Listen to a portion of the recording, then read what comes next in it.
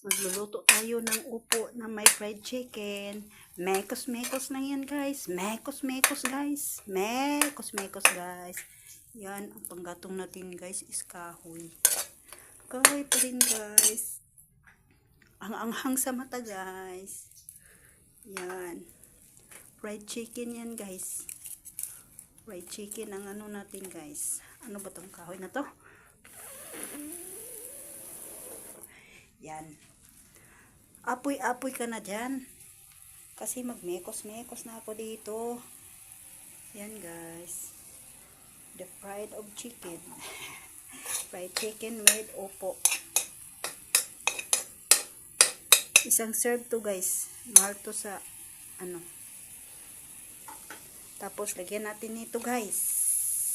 Yan, guys. Ang sarap, guys. Kain tayo, guys.